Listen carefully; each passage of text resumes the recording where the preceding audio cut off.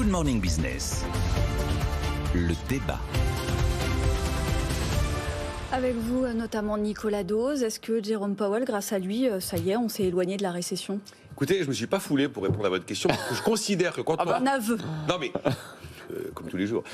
Non mais je considère, enfin, si on prend les propos tenus par Jérôme Powell hier, il y a toutes les réponses à vos questions, honnêtement. Et alors du coup, je vais lire ce qu'a dit Jérôme Powell, c'est pour ça que je ne me suis pas foulé. Ah oui, d'accord. Voilà. Parvenir à la stabilité des prix sera très difficile. Il est possible que la Fed soit obligée de faire évoluer sa politique vers un niveau restrictif, donc aller beaucoup plus loin qu'aujourd'hui. Il faut dépasser le niveau neutre, le niveau d'équilibre, et nous n'hésiterons pas à le faire. Il n'y a pas de ligne rouge. Nous ne pouvons pas laisser une spirale salaire-taux s'installer. Nous devons constater pour de bon que l'inflation est maîtrisée. La Fed n'envisage pas activement des hausses de taux de 75 points de base. Et 50 points de base est possible lors des 2 prochains mois. L'économie va ralentir, mais nous avons de bonnes chances d'éviter une récession. Quand vous lisez ça, vous comprenez que la priorité, c'est la lutte contre l'inflation. Nous voulons une amélioration sur l'inflation, une amélioration, donc il faut inverser. Et notre objectif est 2%, et ce n'est pas la nécessité d'éviter une récession. Nous approchons d'une crise économique. Un atterrissage en douceur ne sera pas facile, d'autres surprises sont possibles.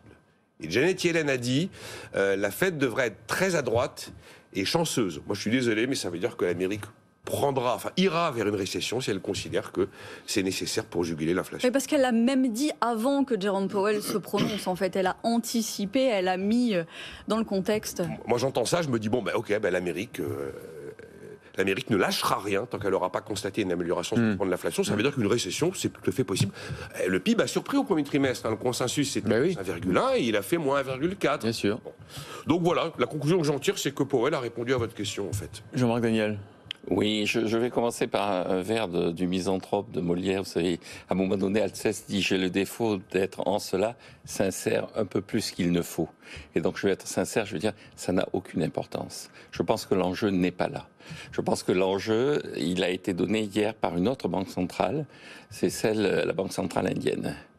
Pourquoi ? Parce que depuis le 17 mars, 10 banques centrales du G20 ont remonté leur taux. Et ce qui est important dans celle de New Delhi, c'est que normalement, il y a 4 ans, on a renvoyé le gouverneur de la Banque centrale, Modi a renvoyé le gouverneur de la Banque centrale en disant « Vous ne ferez pas de politique monétaire restrictive car je ne veux pas que la roupie monte par rapport au dollar. Je veux absolument gagner des parts de marché, notamment par rapport à la Chine, et donc j'ai besoin d'une monnaie faible. » Hier, le discours est totalement différent. Le discours consiste à dire « Nous subissons non pas de l'inflation, mais nous subissons une hausse violente du coût du pétrole.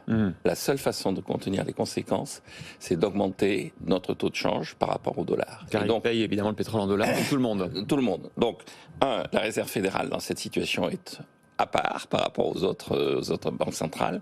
Et le véritable enjeu de ce qui se passe en ce moment, c'est l'espèce de surenchère qui se met en place entre les banques centrales autour de la hausse des taux d'intérêt pour essayer d'obtenir le taux de change le plus favorable possible.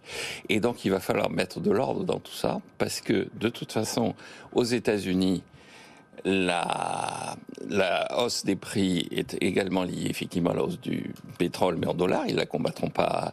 Et puis la partie qui est la partie, je dirais, gap inflationniste, c'est-à-dire la différence entre la demande qui est effectivement excessive et l'offre, elle est comme toujours aux États-Unis résorbée par le déficit commercial. On a atteint un niveau de déficit commercial colossal, jamais vu dans l'histoire.